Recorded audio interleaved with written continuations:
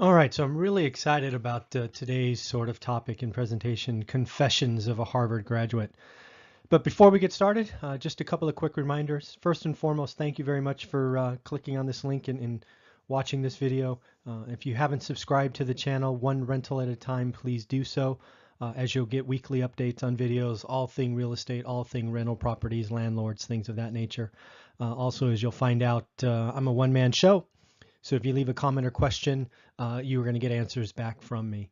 And then lastly, last reminder, if you haven't gotten your free ebook about the 15-year journey from a single house to 175 units, all you got to do is send me an email at mzuber@onerental@a-time, and I will send it over.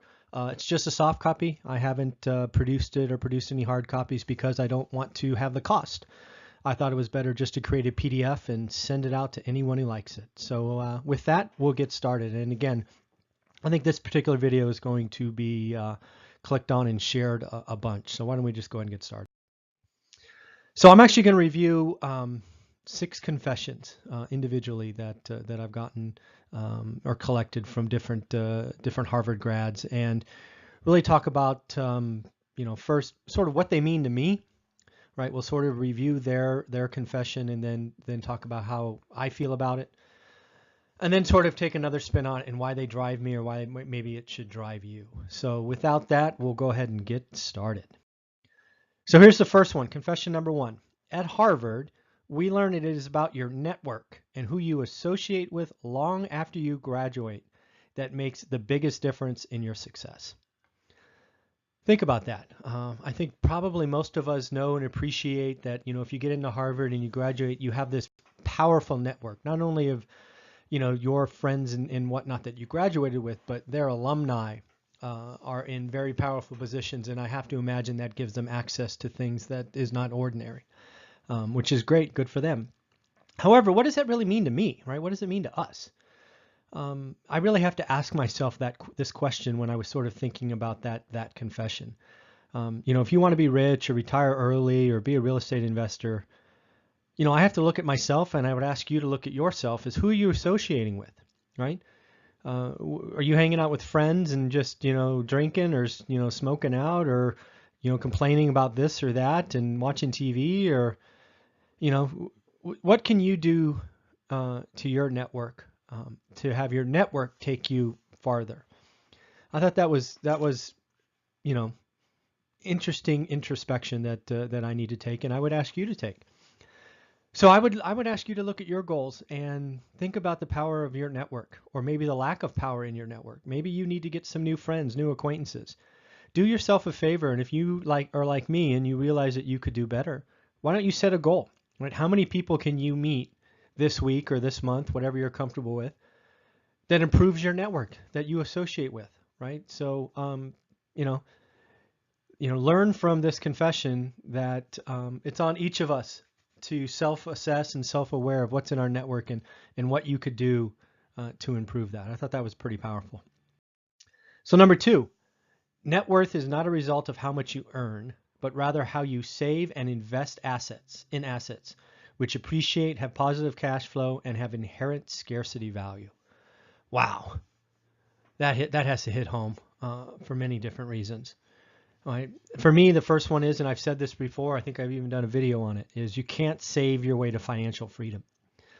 I find it very powerful and impactful that it's one of the confessions from the Harvard graduates, that you need to really go out and buy the right kinds of assets, right? It's not paper money, it's not stocks, it's not all these other things, right? It's assets that produce cash flow, that are indexed for inflation, appreciate, offer fixed rate debt, tax savings, all of these things. And, it's pretty powerful. So, when I thought about this and how it might impact some of you, I wonder how many of you would say your superpower, if you will, right, is saving money. Maybe you don't go to Starbucks, or maybe you just save 30% of your income, or whatever it is. Maybe you think the stock market, right? When the stock market is up, it's at record highs as of last week, I believe. And maybe you're a paper millionaire. I don't know about you, but that's risky, right? So I think something that I took from that confession or this confession is the rich and powerful, they buy assets. And they buy assets early and they buy assets often. Right? That's another takeaway from this particular confession, which I thought was so powerful. So number 3, solid execution, failing fast, learning from your mistakes is far more important than the perfect plan never started. Oh man, that's got to hit you between the eyes. At least it did for me. I've known to be a planner on some things. So I think there was a video I did very early on called Ready, Fire, Aim. And I got to tell you, that's feeling like a pretty good strategy. Instead of spending the months building out the perfect plan, multiple nested project plans or whatever, instead of getting lost in all those details and thinking about every other corner case, just get started, right? Getting started earlier, failing fast, making mistakes, learning from it, and moving on is a far better strategy. And if that's what the graduates from Harvard are taking away, I think I think we should all pay attention. I know I am. I think taking your shot and learning fast is far more important than what I call the Uber plan, right? The big plan. Just get going, adapt, learn on the fly. That's okay, right? We have time. We have other things going on that, as we're making our investment career or buying rental property or whatever it is, we're not going to live and die by one thing, right? So I thought this was another powerful confession and really allows or sort of hopefully sparks you to think about what you can do to get started. So number 4 is sort of I thought it warranted its own statement. It could have been linked with number 3, but again, I thought it was so powerful it should have been its own. So failure's not the end, but instead the beginning to the next better idea. Again, some of these confessions just, at least for me, they sort of punch me in the nose. And it's like, gosh, why didn't I appreciate that? But I've been known to wrap myself around the axle when I fail and just keep grinding on that, which does nobody any good. Doesn't make me feel particularly great and doesn't move the situation forward. Looking at a failure or a mistake or a lesson learned or whatever you choose to call it is powerful, but you've got to move on. You've got to improve. You've got to go to the next step. Now, don't go out and seek failure, right? Don't go try to fail on purpose, but don't be afraid of it. Failure can be the greatest teacher, and I don't think there's a successful person out there who hasn't failed before. So look at his failure as a gift and permission to try again, as no one achieves greatness without failing from time to time. These are things that I thought were pretty important and really appreciate sort of getting these confessions. So number 5, getting started early in your career is the most important thing, as compounding your money takes time. This is one that again hit home, right? I didn't buy my first rental property until I was 30 or 31. And, I should have started in my 20s, frankly, right? You can never fix it, right? I couldn't, I bought my first one in 30, so I can't really beat myself up saying, hey, you should have started when you're 25. That's neither here nor there. But the fact is, if you're listening to this, you need to get started soon, whether you're 25, 35, 45, 55, 65. Right? The only thing you can decide is to take action now. Right? Nobody has a time machine. At least I haven't found one. So take action. Know that the sooner you take action, the sooner you get that first one, you're already light years ahead of people that are not taking action. Because in my case, it took 15 years of one rental at a time mindset to get to some finish line. For some of you, hopefully it's sooner.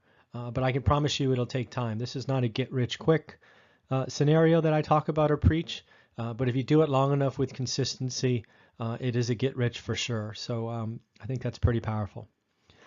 Again, it should go without saying, but I'll do it again. It's the earlier you start, the more time you have to compound both your time and money. Never forget the power of time, right? This whole compounding, the law of 72, how long it takes for something to double. All of these things mean time is a factor. Don't wait for some future date when you're going to be perfectly ready or whatever. Take action now. You need to let time help you. Time is something that we all have. It goes by at the same speed for all of us. So, use it to your advantage. So the final confession, and again, one I wanted to make sure we got in here, is it isn't the socioeconomic status of your family or your race gender, nationality, or sexual orientation that predicts your future success, but rather your willingness to work hard and take calculated risks that will make you successful over time. Wow, right? I know myself sort of think about this all the time. But here's the deal, right? Money doesn't know your color, sex, status, family, nationality, or sexual orientation. So stop treating money like it does. Stop creating excuses. Money, right? This green stuff, the stuff we have in savings or stock market or net worth or whatever, it doesn't care. It just doesn't matter. So don't give it the power that it doesn't have. Take your shot. It may feel risky, but enough calculated risks in your life and you'll eventually do some pretty special things. I thought that was another powerful confession. So again, I think these were hopefully all of them hit home for me, or else I wouldn't have put them here. But hopefully they hit home for you, at least a couple of them. So let me know what you thought. Remember, if you'd like a free copy of my 15-year journey from one house to 175 units, all you got to do is send me an email. You'll see my email address on the first slide and the last slide, so you can write it down. It's just mzuber@onerental@a-time. Feel free to send it around, as it's just a soft copy and written for you to hopefully inspire you. It's important for me. The one thing I do ask is you subscribe to the channel. I don't know why, but I've set myself a goal of trying to get to 1,000 subscribers. I think we're at 226 or 229 or something like that as of today. So do me a favor, hit the subscribe button. And then lastly, because I think this is going to be a pretty popular video, do me a favor and tag at least 3 of your friends that you think need to see this, that maybe should hear these confessions of a Harvard graduate, as I think some of these, at least a couple of them, are going to hit home for all of our friends and contacts. So in the end, I hope you like this. Again, I appreciate my friends who graduated from Harvard sort of reviewing this list and letting me know what they thought. In the end, if you like this video, please hit the like button. It does help the channel. Always leave a comment if you have a question. I'm the one that responds to them. I don't have some team or virtual assistant, so it's just me. And in the end, have a great day.